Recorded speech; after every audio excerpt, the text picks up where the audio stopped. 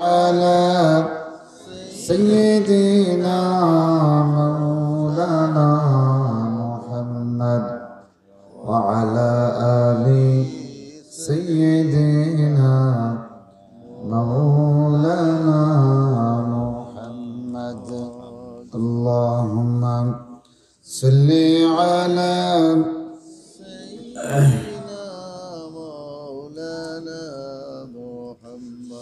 وعلى آل سيدنا مولانا محمد بلغ العلا بكماله كشف الدجى بجماله حسنت جميع خصاله صلوا عليه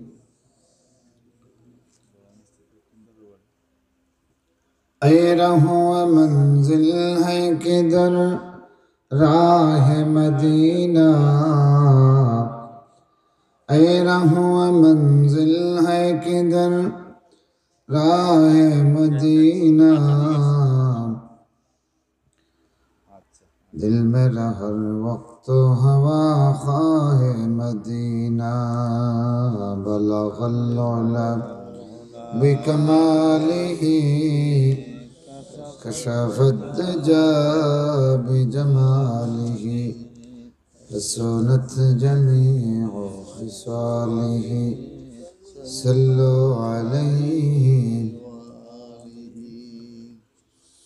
हर वक्त सताती है मुझे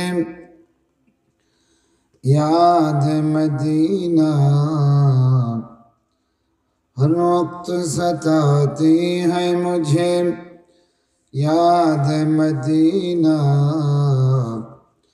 हरदम है मेरे पेश नजर माह मदीना बलगल उला बिकमालिह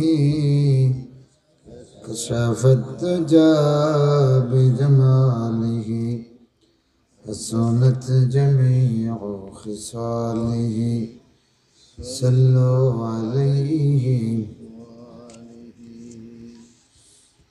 ऐ ज़ाहिर रौदा तो मुझे इतना बता दे ऐ ज़ाहिर रौदा तो मुझे इतना बता दे कब मुझको बुलाएगे शहन शाह मदीना बलगल उला बिकमालिह कशफ الدجى بجماله حسنت جميع خصاله صلى الله عليه وآله بسم الله الرحمن الرحيم إذا وقعت الواقعة ليس لوقعتها كاذبة خافضة رافعة إذا رجت الأرض رجا وبست الجبال بسا فكانت هباء منبثا وكنتم أزواجا ثلاثا فأصحاب الميمنة ما أصحاب الميمنة وأصحاب المشأمة ما أصحاب المشأمة والسابقون السابقون أولئك المقربون في جنات النعيم ثلة من الأولين وقليل من الآخرين على سرر موضونة متكئين عليها متقابلين يطوف عليهم ولدان مخلدون بأكواب وأبارق وكأس من معين لا يصدعون عنها ولا ينزفون وفاكهة مما يتخيرون ولحم طير مما يشتهون وحور عين كأمثال اللؤلؤ المكنون جزاء بما كانوا يعملون لا يسمعون فيها لغوا ولا تأثيما إلا قيلا سلاما سلاما وأصحاب اليمين ما أصحاب اليمين في سدر مخضود وطلح ممدود وظل ممدود وماء مسكوب وفاكهة كثيرة لا مقطوعة ولا ممنوعة وفرش مرفوعة إنا أنشأناهن إنشاء فجعلناهن أبكارا عربا أترابا لأصحاب اليمين ثلة من الأولين وثلة من الآخرين وأصحاب الشمال ما أصحاب الشمال في سموم وحميم وظل من يحموم لا بارد ولا كريم إنهم كانوا قبل ذلك مترفين وكانوا يصرون على الحنث العظيم وكانوا يقولون أإذا متنا وكنا ترابا وعظاما أإنا لمبعوثون أو آباؤنا الأولون قل إن الأولين والآخرين لمجموعون إلى ميقات يوم معلوم ثم إنكم أيها الضالون المكذبون لآكلون من شجر من زقوم شكرا بارك اللهم أجرنا من النار اللهم أجرنا من النار اللهم أجرنا من النار اللهم أجرنا من النار اللهم أجرنا من النار وقال النبي صلى الله عليه وسلم من قرأ سورة الواقعة كل ليلة لم تصبه فاقة أبدا أو كما قال عليه الصلاة والسلام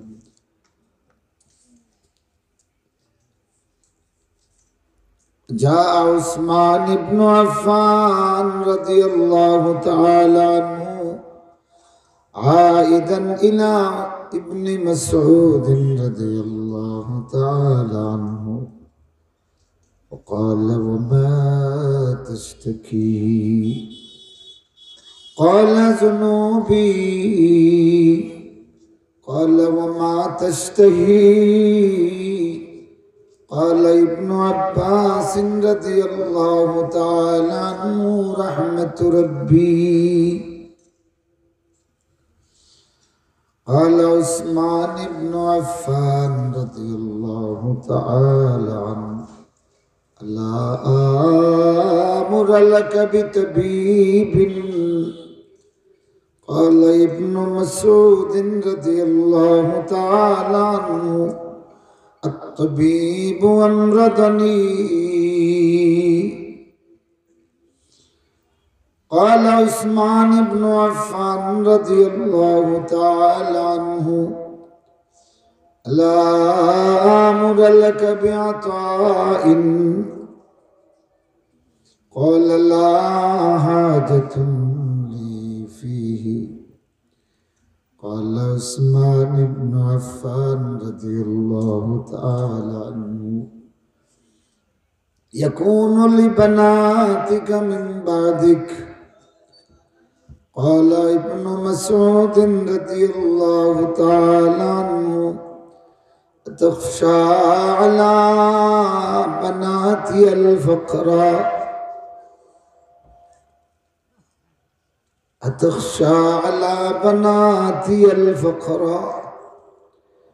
يقرأن كل ليلة سورة البقر سورة الواقعة إني سمعت رسول الله صلى الله عليه وسلم من قرأ سورة الواقعة كل ليلة لم تصبه فاقة أبدا أو كما قال رضي الله تعالى عنه وقال النبي الأعظم سندي وسند العلماء المحدثين جددوا إيمانكم قيل كيف نجدد إيماننا قال من قول لا إله إلا الله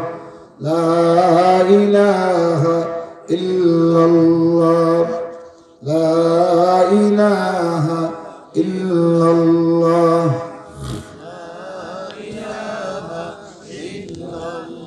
جر جر لا إله إلا الله لا إله إلا الله الله الله الله الله الله الله الله الله الله الله الله الله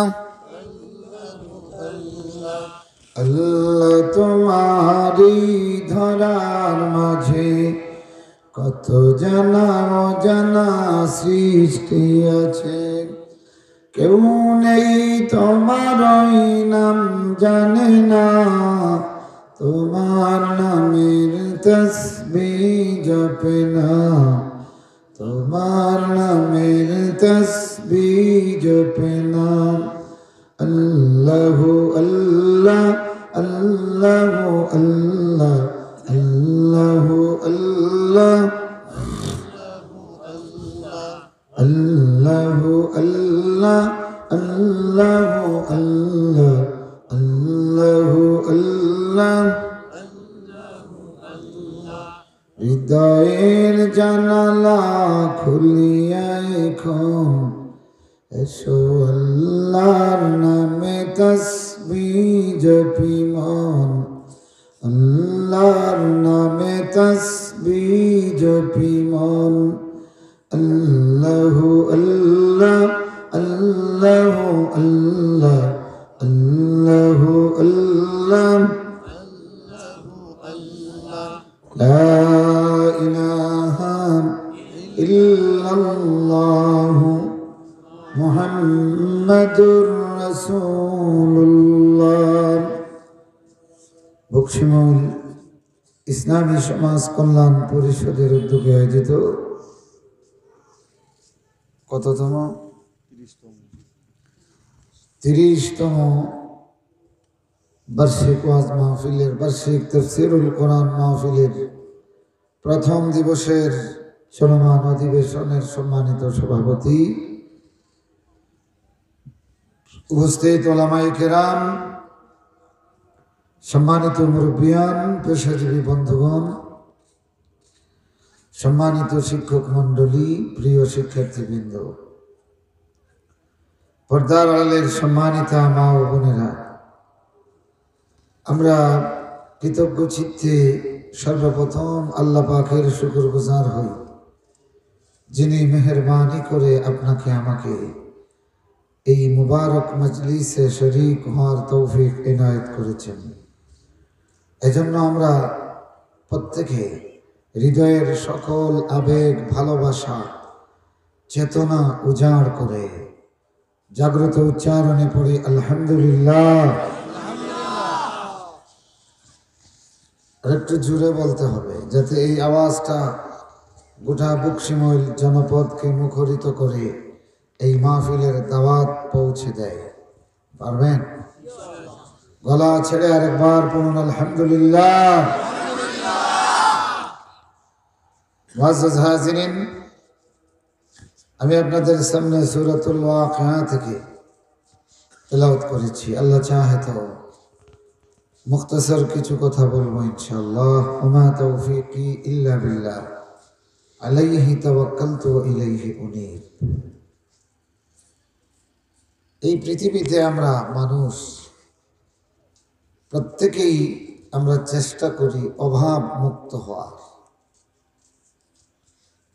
আর অভাবই হলো অর্থনীতির মূল কথা। অভাব নাই এমন কোনো মানুষ পৃথিবীতে নাই। আছে? তো যে যার পুঁজি যত বড়, তার অভাব তত বেশি। অভাব মানে কি? একটা জিনিসের চাহিদা যেটা পূরণ তাকে করতেই হয়। যে চাহিদা অবশ্যই পূর্ণ করতে হয়, এইটার অনুপস্থিতিকে অভাব বলা হয়। ঠিক আছে? আপনার খাদ্যের প্রয়োজন, এখন এর জন্য আপনার চাল অথবা গম প্রয়োজন, আটা প্রয়োজন। এইটা যদি আপনার কাছে না থাকে, তাইলে আপনার এই জিনিসের অভাব। খাদ্য নিবারণের জন্য এই জিনিসটা আপনার অবশ্যই চাই, তাই না? এজন্য এটাকে অভাব বলা হয়। পৃথিবীতে মানুষ যার যত বড় পুঁজি, সে তত বড় অভাবী। ফ্যাক্টরির মালিক যিনি, তার ফ্যাক্টরি পরিচালনায় যে ধরনের পুঁজি প্রয়োজন, কমপক্ষে ডেইলি তার এই ফ্যাক্টরির জন্য কম করে হলেও ৫-৭ লাখ টাকা দরকার হয়, হয় না? আচ্ছা, এইটা না হলে তার ফ্যাক্টরি অচল হয়ে যাবে। তাইলে এই লোকটা প্রতিদিন ৫ থেকে ৭ লক্ষ টাকার অভাবী, তাই না? আর আরেকজন মানুষ, তার হলো মাত্র ৩ বেলা খাদ্যের প্রয়োজন। সে মানুষের দুয়ারে দুয়ারে খাদ্যের অন্বেষণে যায়। ১ মুষ্টি ২ মুষ্টি চাল, ১টা ২টা টাকা। তার আগামীকাল পর্যন্ত ৩ বেলা খাবারের প্রয়োজন। তো সর্বোচ্চ কত টাকা লাগবে? খোকা, ৩ বেলা খাবারের জন্য একটা ফকিরের কত টাকা লাগবে? হ্যাঁ, ১৫০ টাকা। তো এই ফকিরটা তার দৈনন্দিন প্রয়োজন ১৫০ টাকা না হলে তার ৩ বেলা খাবার চলবে না। সুতরাং সে হলো ১৫০ টাকার অভাবী, তাই না? এখন আপনারা বলেন, ফ্যাক্টরির মালিক বড় অভাবী না এই ফকির বড় অভাবী? কে? কথা বুঝতেছেন না? বড় অভাবী কে? ওই ফ্যাক্টরির মালিক, যার ডেইলি 7 লক্ষ টাকা 8 লক্ষ টাকা না হলে তার ফ্যাক্টরি বন্ধ হয়ে যাবে। কথা বুঝতেছেন? তো অভাব, আমি উদ্দেশ্য হলো অভাব সকলের আছে। আর বর্তমান পৃথিবীতে যার পুঁজি যত বড় সে তত বড় অভাবী, তাই না? অভাব মুক্ত যদি পৃথিবীর মানুষ হতে চায়, এই পৃথিবীর আসমান আর জমিন সব কিছু মানুষকে দিলেও মানুষের অভাব শেষ হবে না। মানুষের দারিদ্রতা, দরিদ্র হয়ে যাওয়ার ভয় মানুষের থামবে না। যে কোটি টাকার মালিক যখনই সে দেখে যে তার ইনকামে তার মূল পুঁজি থেকে কম হয়ে যাচ্ছে, তখনই তার মধ্যে দরিদ্রতার ভয় ঢুকে। কিসের ভয় ঢুকে? দরিদ্রতার ভয় ঢুকে যায়। 2 কোটি টাকার মালিক যে দরিদ্র হয়ে যাওয়ার ভয় তার আরো বেশি, ঠিক কিনা? হয়তো তার একটা চালান আসতেছে প্লেনে করে, আরেকটা চালান আসতেছে জাহাজে করে, আরো 10টা ট্রাক আসতেছে হয়তো চট্টগ্রাম থেকে। এখন আপনারা বলেন, প্লেনের কথা যখন মনে করবে তখন 1 ঘন্টা ঘুম হবে না। এরপরে মনে হবে জাহাজ কোথায় আছে, খবর নাও, কি অবস্থা, আবহাওয়ার দুর্যোগের অবস্থা কি, সময় মতো ঘাটে ভিড়তে পারছে কিনা। হ্যাঁ, আরো 1 ঘন্টা। তারপরে আসলো ট্রাক, এত ঘন্টা আগে ছাড়ছে, সময় মতো এগুলি জায়গা মতো পৌঁছতেছে কি না। আমার বন্ধুরা, এই 3-4 ঘন্টা চলে যায়, তার যে মালগুলি জল করতেছে, আমদানি করতেছে, এই মালের পিছনে চিন্তা করে, ঠিক কিনা? যদি একটা অ্যালট মাইর যায়, কয়েক কোটি টাকা শেষ। আর পানের দোকানদার, তার যদি পানের দোকানটা জ্বলে যায়, পুড়ে যায়, তো কি হবে? কথা বলেন। 5-10 হাজার টাকা। পরের দিন যখন কাঁদবে, ওই আশপাশের ব্যবসায়ী, রাস্তার মানুষ 100, 200, 500 টাকা করে দিয়ে দিবে। কিন্তু যার অ্যালটটা জাহাজ মাইর যাবে 5 কোটি টাকার, তার এই ক্ষতিপূরণ কেউ দিতে আসবে? কথা বলেন, আসবে না। আমার বন্ধুরা, তাইলে বোঝা গেল যার পুঁজি যত বড় সে তত বড় ক্ষতির চ্যালেঞ্জ সামনে রাখে, ঠিক না?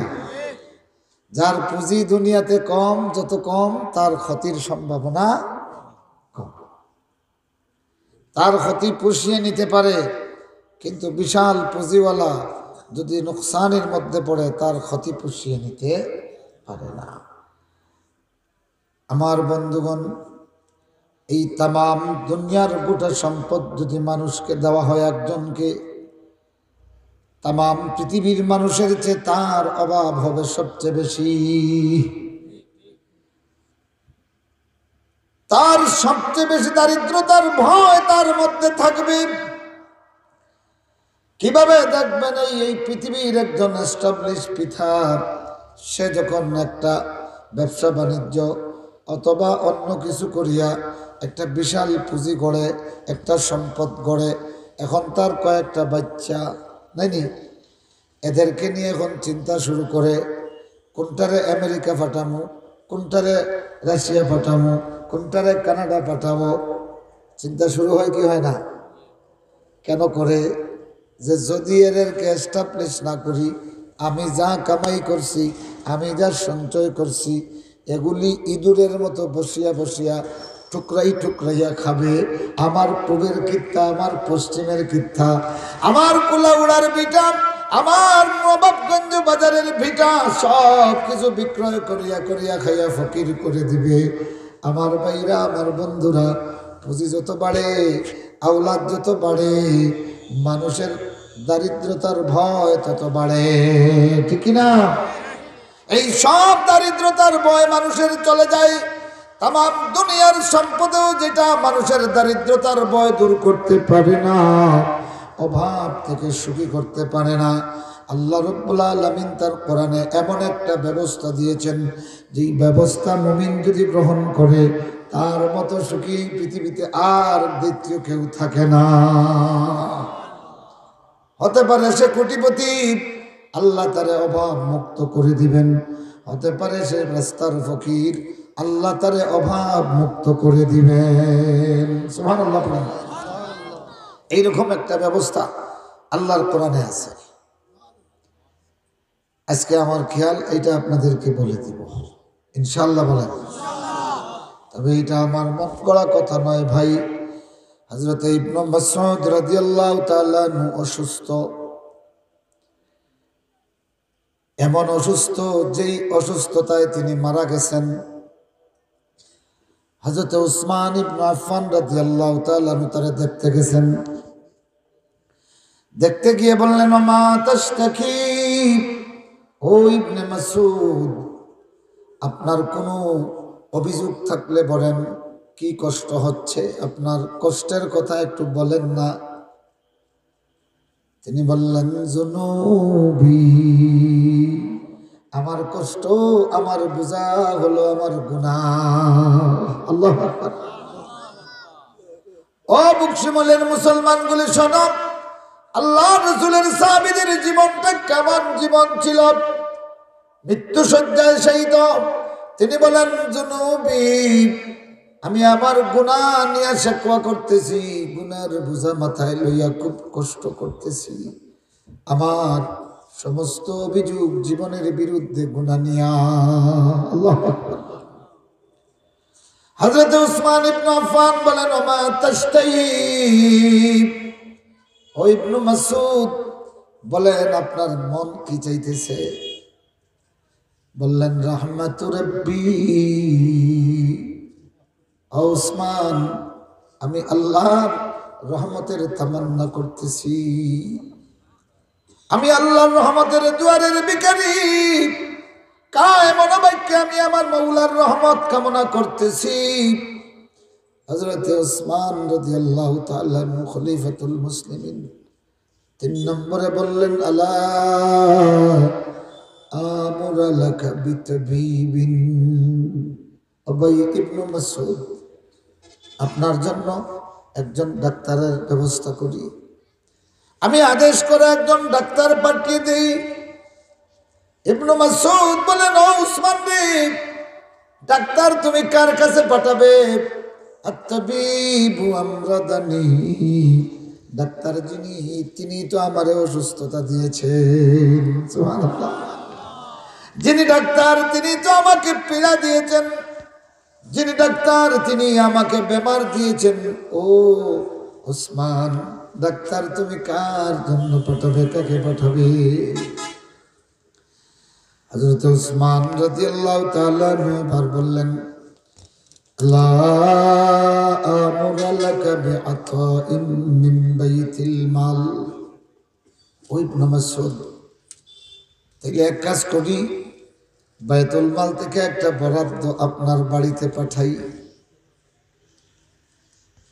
ইবনে মাসউদ রাদিয়াল্লাহু তাআলা এর কোনো ছেলে সন্তান ছিল না, 4টা মেয়ে, উপযুক্ত 4টা মেয়ে ঘরে। রোজগার হিসেবে একমাত্র ইবনে মাসউদ ছাড়া দ্বিতীয় কেউ নাই। আল্লাহু আকবার বলেন। ও বন্ধুগুলি আমার, ও আধুনিক যুগের মুসলমানগুলি শোনো, ও দুনিয়ার ফকিরগুলি খেয়াল করে শোনো, ও দুনিয়ার মজুর দরিদ্রগুলি খেয়াল করে শোনো রে। 4টি কন্যা সন্তানের বাবা দীর্ঘদিন বিছানায় পড়ে আছেন। আল্লাহর রাসূলের কেমন সাহাবী, যার কদম নিয়ে আল্লাহর রাসূল ফখর করে বলতেন, খবরদার, আমার ইবনে মাসউদের ছোট্ট 2টা কদম নিয়ে কেউ তামসা করবে না। এই 2টা কদম দেখতে চিকন হলেও আল্লাহর দ্বীনের পথে উহুদের পাহাড়ের চেয়েও মজবুত। ইবনু মাসউদ কেমন আল্লাহর ওলি ছিল? আল্লাহর নবী বলেন, ইবনু মাসউদ যখন তিলাওয়াত করে মনে হয় জিবরিল আমিন আমার কাছে কোরআন পড়তেছে। আমার বন্ধুগণ, যিনি তিলাওয়াত শুরু করতেন জিবরিল আমিন দূরে দাঁড়িয়ে দাঁড়িয়ে মুস্কি এসে সেই ইবনু মাসউদের তিলাওয়াত শুনতেন। ও ভাইরা আমার, এত জলিলুল কদর সাহাবী, এত জলিলুল কদর সাহাবী, আল্লাহু আকবার। কয়েকদিন হয়ে গেছে বিছানায় পড়ে আছেন, কিন্তু বাইতুল মাল কাছে। ইবনু মাসউদ হাত বাড়াইলে উসমান তার গোটা সম্পদ দিয়ে দিত, কিন্তু সেই দিকে চিন্তা নাই, চিন্তা করতেছেন নিজের গুনার বোঝা লইয়া। আমার বন্ধুগণ, হযরত উসমান রাদিয়াল্লাহু তাআলা বলেন, বাইতুল মাল থেকে একটা বরাদ্দ আপনার জন্য দিয়ে দেই। ইবনু মাসউদ রাদিয়াল্লাহু তাআলা বলেন, লা হাজাতুন লি ফি। ও ইবনু মাসউদ, ও উসমান, এরও আমার কোনো প্রয়োজন নাই, ব্যবস্থা আছে। আল্লাহু আকবার। এরও আমার কোনো প্রয়োজন নাই। হযরত উসমান ইবনে আফফান রাদিয়াল্লাহু তাআলা বললেন, ভাইজান, ইয়াকুনু লিবানাতিকা মিন বাদিক। ও ইবনে মাসউদ, একটা বরাদ্দ দেই, আপনার পরে মানে আর বেশিক্ষণ তো আপনি বাঁচবেন না দেখাই যাচ্ছে। ইবনে মাসউদ রে, তোমার পরে অন্তত তোমার মেয়েগুলির কাজে লাগবে। ইবনু মাসউদ রাদিয়াল্লাহু তাআলা বলেন, ও উসমান, আতাখশা আলা বানাতিয়াল ফাকরা। আপনি কি আমার মেয়েদের দারিদ্রতার ভয় করতেছেন নাকি? ও উসমান, আতাখশা আলা বানাতিয়াল ফাকরা, আমার মেয়েগুলির দারিদ্রতার ভয় আপনি করতেছেন নাকি? এই চিন্তাও করবেন না। ইয়াকরানা কুল্লা লাইলাতিন সূরাতাল ওয়াকিআ। আল্লাহু আকবার বলেন। আল্লাহ আরো জোরে কোন আল্লাহু আকবার। আল্লামতুহুন্নাল ওয়াকিআ ওয়া ইয়াকরানা কুল্লা লাইলাতিন সূরাতাল ওয়াকিআ। আমি আমার চারটা মেয়ের সূরা ওয়াকিআ শিক্ষা দিয়েছি, এরা প্রতি রজনীতে আল্লাহর কোরআনের এই সূরাটি তিলাওয়াত করছে। ইন্নী সামি'তু রাসূলুল্লাহি সাল্লাল্লাহু আলাইহি ওয়াসাল্লাম ইয়াকুল, মান ক্বারাআ সূরাতাল ওয়াকিআ কুল্লা লাইলাতিন লাম তুসিবহু ফাকাতুন আবাদা। জোরে কোন আল্লাহু আকবার। ইবনু মাসউদ বলেন, ও উসমান ইবনে আফফান, আমার মেয়েগুলিকে আমি সূরা ওয়াকিয়া শিক্ষা দিয়েছি, প্রতি রজনীতে এরা আমার ঘরে সূরা ওয়াকিয়া তিলাওয়াত করছে। আর শোনো, আমি নিজে শুনেছি মুহাম্মদুর রাসূলুল্লাহ সাল্লাল্লাহু আলাইহি ওয়াসাল্লাম ইরশাদ করছেন যে প্রতি রজনীতে সূরা ওয়াকিয়া পাঠ করবে, কখনো অভাব তারে স্পর্শ করবে না। রাসূলুল্লাহর হাদিসের প্রতি আল্লাহ রাসূলের সাহাবীদের আস্থা এবং বিশ্বাসটা কেমন ছিল! একেবারে ফকির, ও ভাইরা, থাকার একটা ঘর ছাড়া দ্বিতীয় কোনো ভিটা ছিল না, কোনো কাজ কারবার ছিল না রে, কোনো জমিদারিও ছিল না। অথচ আল্লাহ রাসূলের একটা কথা শুনেছেন, সূরা ওয়াকিয়া যেই ঘরে প্রতি রজনীতে তিলাওয়াত হয়, কখনো সেই ঘরে অভাব আসে না। এই কথা শুনিয়া নিজের মেয়েগুলিকে সূরা ওয়াকিয়া শিক্ষা দিয়েছেন, আর বিশ্বাস নিয়ে মরতেছেন আমার মেয়েগুলি জীবনে দরিদ্র হবে না। এইরকম আস্থা এবং বিশ্বাস আল্লাহ রাসূলের হাদিসের উপর রাখতে পারবানি আপনারা? দেখি কেনা পারবা? আত্মলোক কাছে আল্লাহ তুমি কবুল করো, মঞ্জুর করো। আরো জোরে বলেন আমিন। সুতরাং যদি এইটা আমল করেন তাইলে আত্মলা কামিয়াব। আমল করবা তো ইনশাল্লাহ? আমল করেন যেন এইরকম আস্থা এবং বিশ্বাস নিয়ে আমল করবেন, ইনশাআল্লাহ আল্লাহ পাক আপনার অভাব মোচন করে দিবেন। কিভাবে করবেন তিনি জানেন, আপনি চিন্তা করা লাগবে না। মাহতারাম হাজিরিন, এখন আছেন ইবনু মাসউদের কথা শুনলেন। এখন আমরা এই সূরা সম্পর্কে রাসূলুল্লাহর কথা শুনি। শুনবেন? শুনবেন?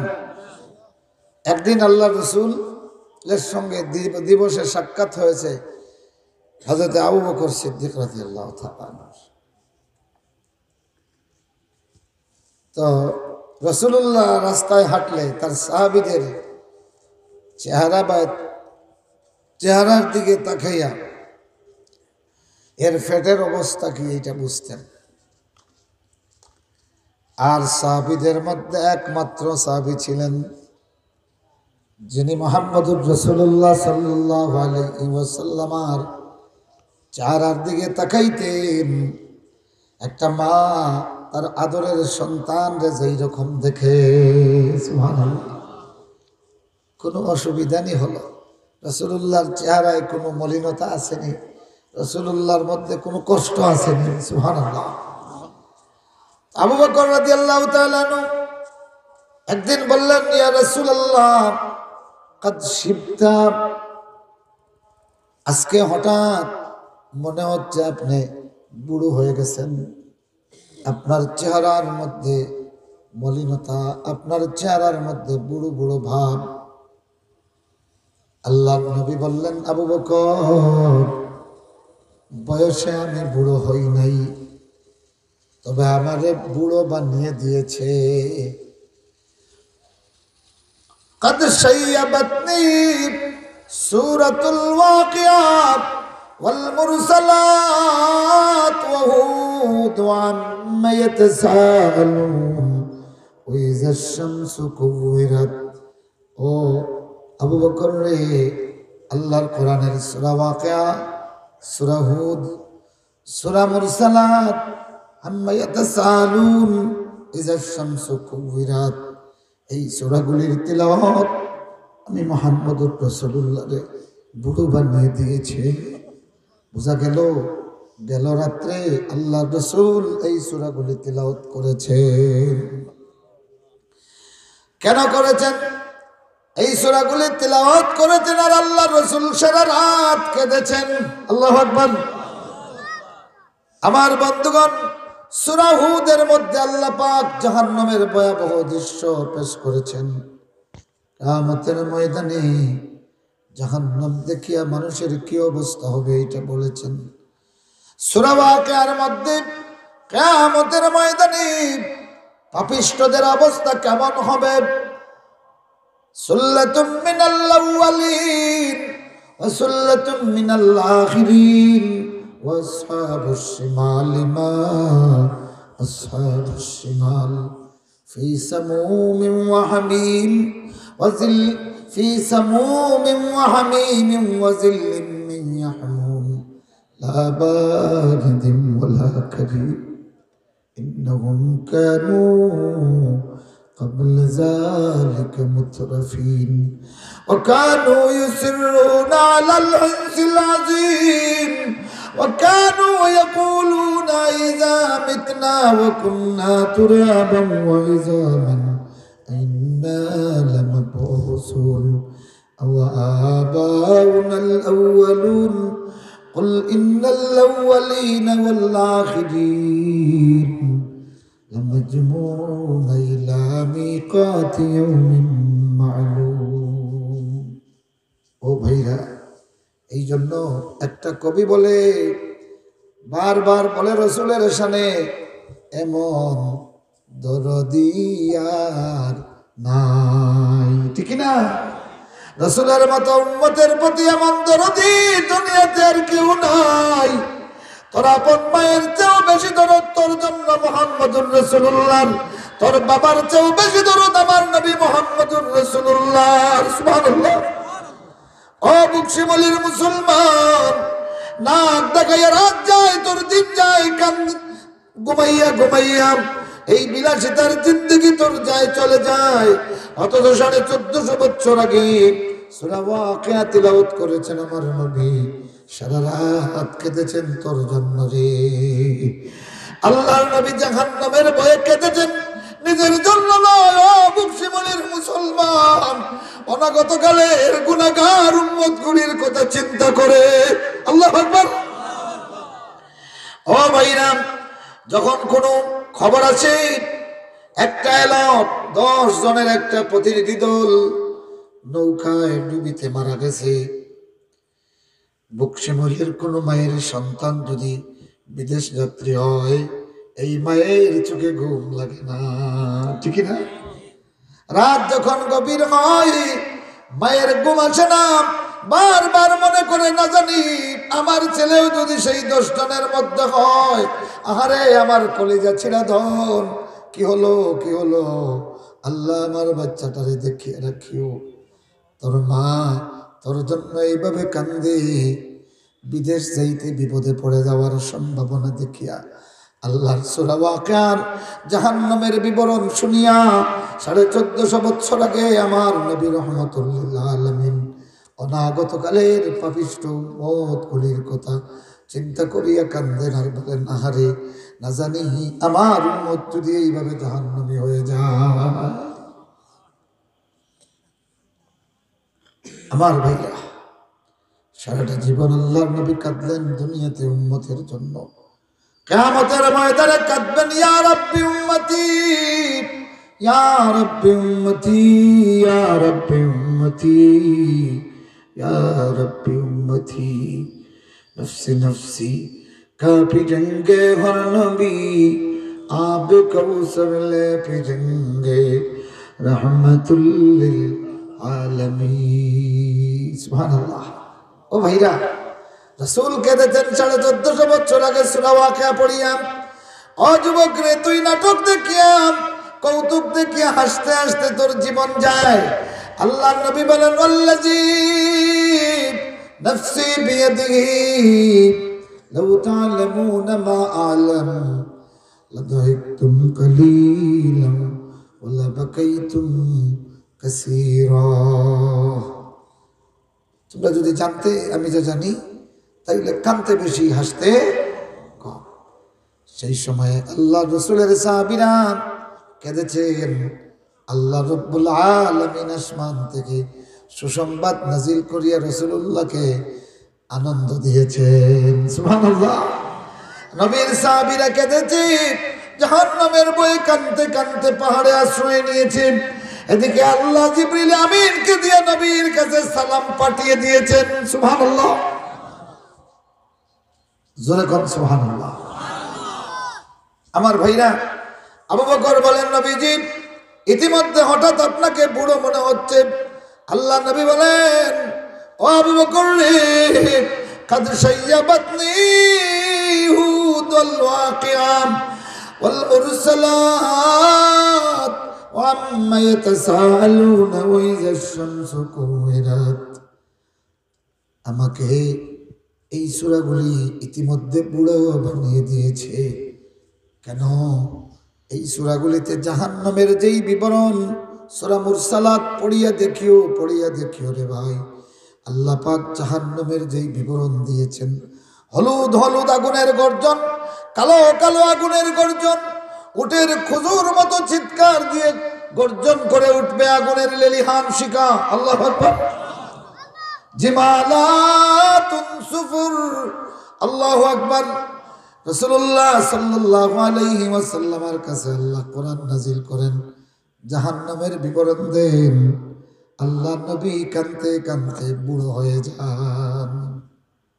নিজের জন্য নেই, কথা বলেন, নিজের জন্য, নিজের জন্য নয়, শুধু একটা ভয়, এই অবস্থায় আমার কোন না জানি কোন গুনাহগার উম্মত যদি পড়ে যায়, আল্লাহ বাঁচাও, আমার অনাগত কালের গুনাহগার উম্মত গুলির এই পরিস্থিতি থেকে বাঁচাও। আল্লাহু আকবার। আম্মা ইয়াতাসালুনা আনিন নাবাইল আযীম। আল্লাহ রাসূল পড়তেছেন ইন্না ইয়াউমাল ফাসলি কানা মিকাতা ইয়াউমা ইউনফাখু ফিস-সূরি ফাতাতুনা আফওয়াজা ওয়া ফুতিহাতিস সামাউ ফাকানাত আবওয়াবা ওয়া সুয়িরাতিল জিবালু ফাকানাত সারাবা। ইসরাফিলের সিংহায় ফুৎকার হবে, আকাশগুলি খুলে দেওয়া হবে, পর্বতমালাগুলি উড়ন্ত অবস্থায় চতুর্দিকে ছোটাছুটি করবে, আল্লাহ জমিনের সব দুয়ার খুলে দিবে। আল্লাহ নবী কান্দে নাহারে, সেই সময় আমার গুনাহগার উম্মতগুলির অবস্থা কি হবে? আল্লাহু আকবার। লা বারিদিম ওয়ালা কারীম, আল্লাহ জানিয়ে দিলেন না ঠান্ডা না গরম না সম্মানিত হবে। মুহাম্মদুর রাসূলুল্লাহ কান্দেন তার গুনাহগার উম্মতের জন্য। ও ভাইরে আমার, ও বন্ধুগুলি আমার, মুহাম্মদুল লিল আলামিন সাল্লাল্লাহু আলাইহি ওয়াসাল্লাম নিজের জন্য নয়, গুনাহগার উম্মতের জন্য আল্লাহর জাহান্নামের অবস্থা দেখিয়া কাঁদতে কাঁদতে বুড়োর মতো হয়ে গিয়েছিলেন। আর আমাদের দেশের এক শ্রেণীর আছে অতি সুন্নি, কড়া সুন্নি, এরা কয় কি কয় যে তবলিগা, ওয়াহাইবা, জামাইতা এইগুলির হুজুরে দেখলে মনে হয় কাঁদতেছে, আর আমাদের বুজুর্গরা একেবারে কমলা লেবুর মতো ফুটফুটা। নাউজুবিল্লাহ পড়ে, আরো জোরে কোন নাউজুবিল্লাহ। যার চেহারার দিকে তাকাইলে কাঁদো কাঁদো ভাব মনে হয়, বোঝা গেল এর মধ্যে রসুলের সাহাবীদের মিল আছে। রসুলের সাহাবী চিনা যাইত।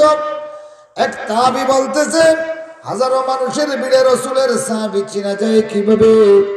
তিনি বলতেছেন শোনো, হাজারো লক্ষ মানুষের কাছে আল্লাহ রসুলের সাহাবী যদি কেউ থাকে তারে চিনা যায়, তার চেহারার দিকে তাকাইলে মনে হবে এখনো কাঁদতেছে। কাঁদো কাঁদো চেহারা রসুলের সাহাবীদের চেহারা, সুবহানাল্লাহ। কাঁদো কাঁদো চেহারা রসুলের সাহাবীদের চেহারা, মনে হবে যে সারা রাত জমিতে কাজ করেছে, কাদা মাটি তার গায়ে লাগানো। একটা কৃষক মাঠে কাজ করলে তার চেহারার যে অবস্থা হয়, আল্লাহ রসুলের সাহাবীরা সকালবেলা তাদেরকে এইরকম মনে হতো। সুবহানাল্লাহ। কেন? ও ভাইরা, রসুলের প্রথম জীবনের সাহাবী যারা, তাদের অবস্থাটা, তাদের রাতটা কেমন যাইত একটু শুনবেন?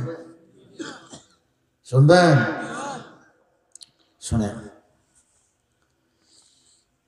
রাসূলুল্লাহর বিরুদ্ধে দারুন নদওয়ার বৈঠক করে পাগল, জাদুকর, তারপরে কবি, মিথ্যেবাদী, এই সমস্ত প্রস্তাবনা পেশ করা হচ্ছে দারুন নদওয়ায়, মানে তাদের সবচেয়ে বড় পরামর্শ সভা যেটা, সেখানে। এইটা একজন মানুষের জন্য যে পাগল নয়, তাকে পাগল প্রস্তাব দিয়ে প্রচারণা চালাবার সিদ্ধান্ত নেওয়া হচ্ছে, একজন মানুষের জন্য কত বড় মানহানিকর, ঠিক কিনা? কত বড় মানহানিকর। এই খবর আল্লাহ রসুলের কাছে আসলো।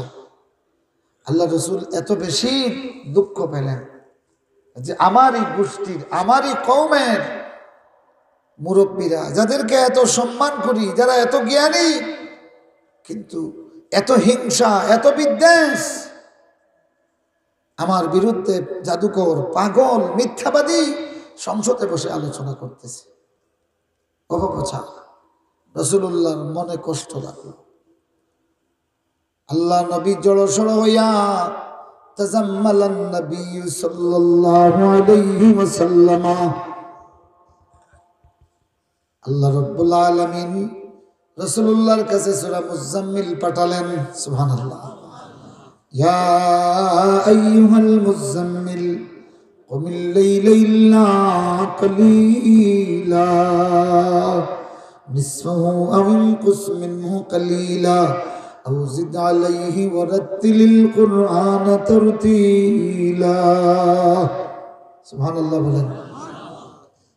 এরা গোটা মক্কার অলিতে গলিতে আল্লাহ রসুলের বিরুদ্ধে অপপ্রচার দিয়ে বলে দিয়েছে, আল্লাহ নবী মনকষ্টে ঘর থেকে বের হচ্ছেন না।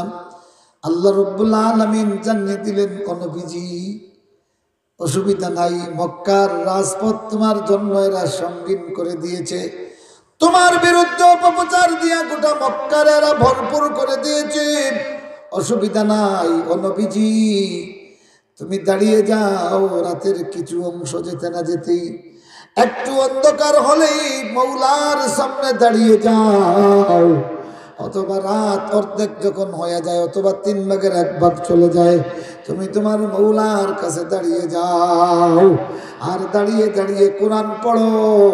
বাইতুল্লাহর সামনে কোরআন পড়া নিষিদ্ধ কি হয়েছে? তুমি আমার সামনে কোরআন পড়া শুরু করো। সুবহানাল্লাহ। ও বন্ধুগুলি আমার, দুনিয়ার রাজপথ আল্লাহওয়ালাদের জন্য যখন সঙ্গীন করে দেওয়া হয়, আল্লাহ সূরা মুজাম্মিল দিয়া বান্দারে ডাকে, বান্দারে রাজপথ বন্ধ হয়ে গেছে, মহারাজ আল্লাহর পথ তোর জন্য খোলা।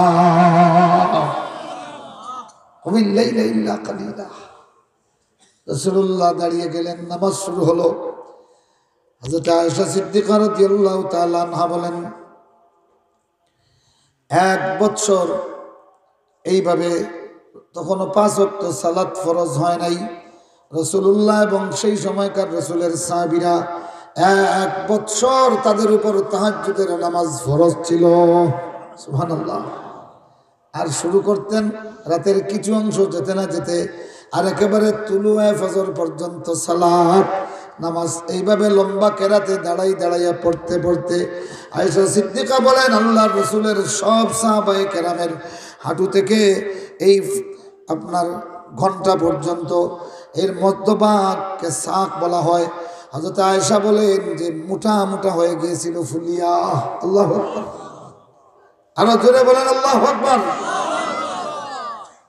ও ভাইগুলি আমার, ও বন্ধুগুলি, রাসূলুল্লাহ সাল্লাল্লাহু আলাইহি ওয়াসাল্লামের সাহাবীরা কেমন ছিলেন যে আল্লাহ রাব্বুল আলামিন 1 বছর এরপরে ফাকরউ মা তায়াসসারা মিন এই আয়াত যখন নাজিল হলো, আয়েশা সিদ্দিকা বলেন সূরা মুজাম্মিলের অর্ধেক নাজিল হওয়ার পরে বাকি অর্ধেক আল্লাহ আসমানের নিচে লটকাইয়া রাখছেন। কতদিন? 1 বছর। এই 1 বছর রাসূলের সাহাবীরা সারা রাত নামাজ পড়েছেন। নামাজ পড়তে পড়তে হাঁটু থেকে কম আপনার ঘন্টা পর্যন্ত ফুলে গেছে। 1 বছর পূর্ণ হলো। আল্লাহ পাক বলেন ফাকরাউ মা তায়াসসারা মিন। এখন রাসূলুল্লাহর জন্য ওয়াজিব, সাহাবায়ে কেরাম উম্মতের জন্য নফল। সুবহানাল্লাহ। আর জোরে বলেন সুবহানাল্লাহ। মুহতারাম হাজিরিন, মুআজ্জাজ হাজিরিন, তো রাসূল মকবুল সাল্লাল্লাহু আলাইহি ওয়াসাল্লামের সাহাবায়ে কেরাম কি মেহনত করেছেন আল্লাহর দ্বীনের জন্য। রাতের বেলা যায় নামাজে এইভাবে লম্বা কেরাতে দাঁড়িয়েছেন, যার কারণে দিনের বেলা কাফির বেঈমানদের বিরুদ্ধে উহুদের পাহাড়ের মতো দাঁড়িয়েছেন। আল্লাহ কদমকে মজবুত করে দিয়েছেন। এই জন্য যারা দাঈ ইলাল্লাহর কাজ করতে চান, আল্লাহর দ্বীনের দাওয়াতি কাজ করবেন, তাদেরকে বেশি বেশি নামাজ পড়তে হবে। সুবহানাল্লাহ। বেশি বেশি নামাজ পড়বেন। আর রাসূলুল্লাহ আরেকটা সুসংবাদ দিয়েছেন, যারা বেশি বেশি সালাত আদায় করবে, কিয়ামতের দিন আল্লাহ যদি জান্নাত দেয়, তাইলে সেখানে আপনার ভিআইপি জান্নাতি হবেন মুহাম্মদুর রাসূলুল্লাহর সঙ্গী হয়ে। সুবহানাল্লাহ।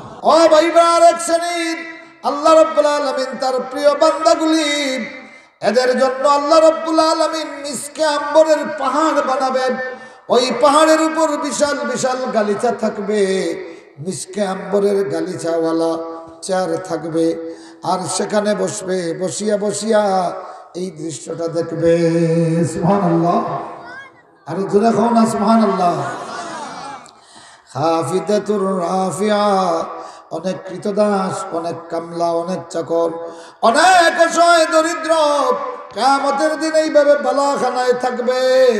অনেক নিচু দুনিয়ার আল্লাহ উঁচু করবে, আর অনেক উঁচুরে আল্লাহ পাকে এত নিচু করবে, নিচু করতে করতে মাথা থাকবে আপনার নিচে, কদম থাকবে উপরে। আর এইভাবে আল্লাহ পাকে জিহ্বারে বলবে আ করিয়া বাইর করে দে, মুখটা সামনের দিকে থাকবে, টানিয়া টানিয়া জাহান্নামে লইয়া যাওয়া হবে। নাউজুবিল্লাহ হোকা, আরো জোরে হোকা নাউজুবিল্লাহ। আল্লাহ রাব্বুল আলামিন বলেন ইন্নাল্লাযীনা ইস্তাকবিরুনা আন ইবাদাতি সায়াদখুলুনা জাহান্নামা দাখিরিন। যারা আমার ইবাদতে ইস্তেকবার করে, অহংকার করে, বড়ত্ব করে, আমার ইবাদত করতে সে চায় না, সায়াদখুলুনা জাহান্নাম, শিগগির এরা জাহান্নামে প্রবেশ করবে। দাখিরিন আয় সাগিরিন, ছোট হইয়া, লাঞ্ছিত হইয়া, অপমানিত হইয়া জাহান্নামে ঢুকবে। দুই ধরনের অপমান, একটা হলো সুরতের দিকে হবে সাগির, কত ছোট, আকৃতির দেখতে কি এত ছোট। আল্লাহর নবী বলেন একেবারে জাররাতিন, শস্যের দানার মতো, অনুর মতো ছোট হইব, মানুষের আকৃতি দেওয়া হবে, অনুর মতো ছোট বানাইয়া, আর মাথারে নিচের দিকে দিয়া, কদম রে উপরের দিকে দিয়া ঢুকানো হবে। তো হইবা খেনে, এই জন্য দুনিয়াতে এইটা গেছে কবর মুখা আর চাইছে দুনিয়া মুখা, বুঝছেন নি? পূব মুখা যদি যায় আর পশ্চিম দিকে তাকায়, তাইলে এগুলো যার একবাই দি আর গর্জনা উল্টাইয়া সার আর একবাই নেয়, কথা কই না? আল্লাহ বলেন আফামাইয়ামশি মুকিব্বান আলা ওয়াজহি আহদা আম্মাইয়ামশি সাবিয়ান আলা সিরাতিন মুস্তাকিম। খাফিদাতুর রাফিআ, 2 নম্বর ব্যাখ্যা। এই ঘটনা যখন ঘটবে রে বান্দা, নিচেরটা উপরে উঠবে, উপরেরটা নিচে নামবে। উপরের গুলি কিভাবে নামবে?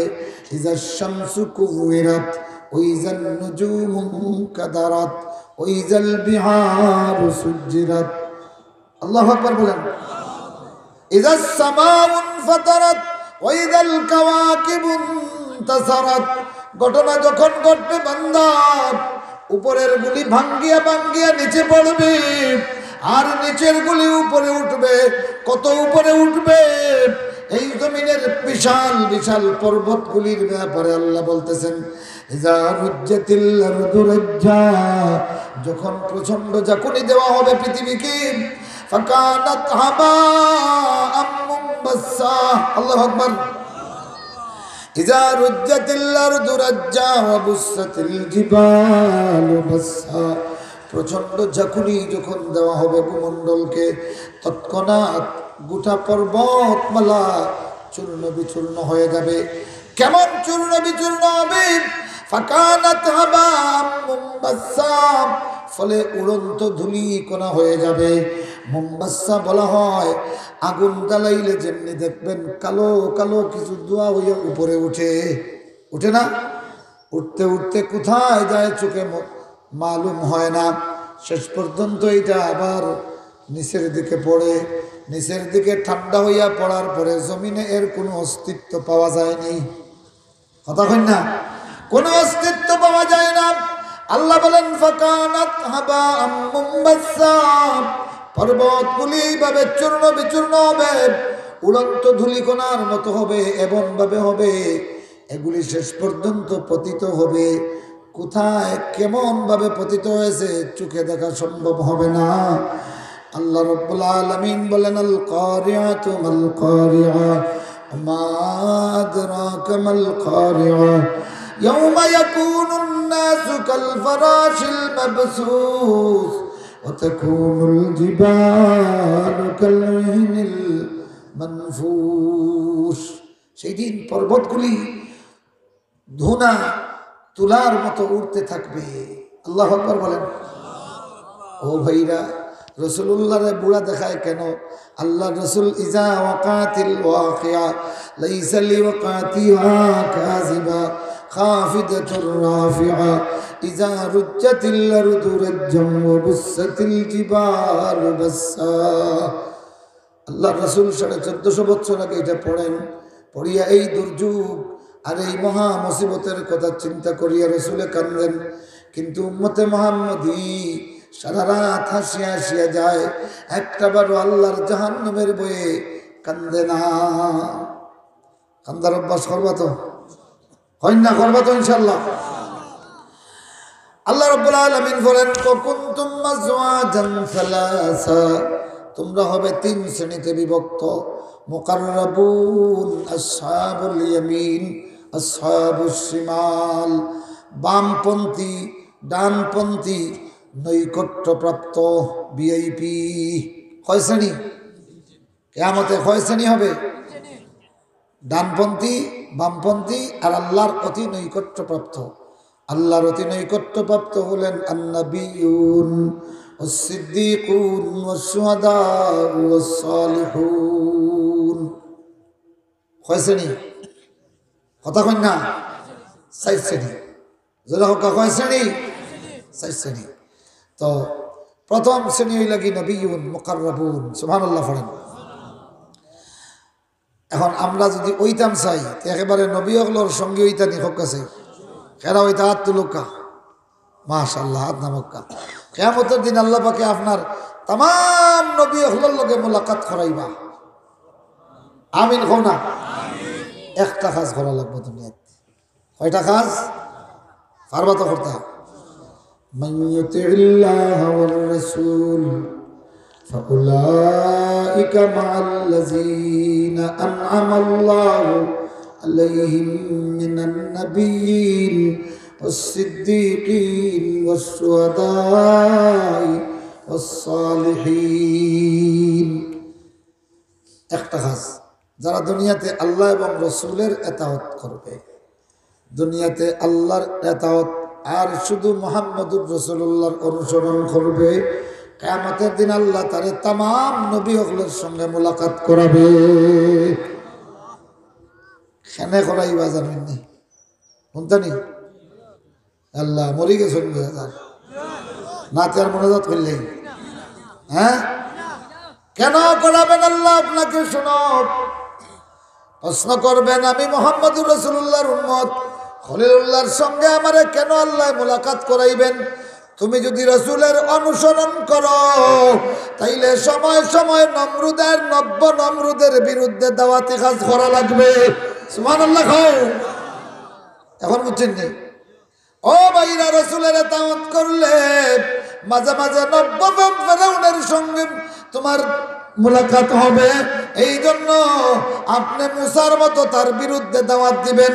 আমার আল্লাহ কিয়ামতের দিন মুসা দেখাইয়া সন্তুষ্ট করবে। সুবহানাল্লাহ। মুসাকে বলবে, ও মুসারে, তুমি এক ফেরাউনের বিরুদ্ধে লড়াই করেছিলে, আমার এই উম্মতগুলি শত শত ফেরাউনের বিরুদ্ধে লড়াই করছে, আজকে তুমি তাদের সঙ্গে মুলাকাত করো। আল্লাহু আকবার। হও উম্মতে মুহাম্মাদীর ফজিলত কত বেশি এখন বুঝছো না? একটা কাজ করতে হবে। কয়টা? মাইয়ুতিল্লাহ ওয়ার রাসূল, যে আল্লাহ এবং রাসূলের ইতাআত করলো, কিয়ামতের ময়দানে আল্লাহ তার নবীদের সঙ্গী বানাইয়া জান্নাত দিবে। আমিন কও। খালি নবীর সঙ্গী নাই, নবীদের নবী এইলে বোঝা গেল যদি জান্নাতি হও, রাসূলের অনুসরণ যদি ঠিক মতো করো, 1,24,000 পয়গম্বরের মুলাকাত কিয়ামতের দিন তোমার সঙ্গে হবে।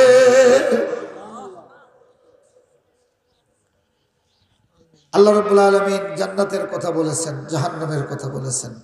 এরপরে সূরার শেষে আল্লাহ রাব্বুল আলামিন তার তাওহীদ পেশ করেছেন, কিয়ামতের কথা পেশ করেছেন, বায়োলজি দিয়া, কেমিস্ট্রি দিয়া, সুবহানাল্লাহ, হুক্কা পদার্থ বিজ্ঞান দিয়া। আল্লাহু আকবার। হুক্কা। আমার এত সময় নাই, এই জন্য আমি আহ্বান করব, শুধু তিলাওয়াত নয়, সূরা ওয়াকিয়া আপনারা অর্থসহ তাফসীর সহ অধ্যয়ন করবেন। আল্লাহ রাব্বুল আলামিন আমার এই কথাগুলো আমাকে আপনাকে সকলকে আমল করার তৌফিক নসিব করুন। আমিন। ওয়া আখিরু দাওয়ানা আনিল হামদুলিল্লাহি রাব্বিল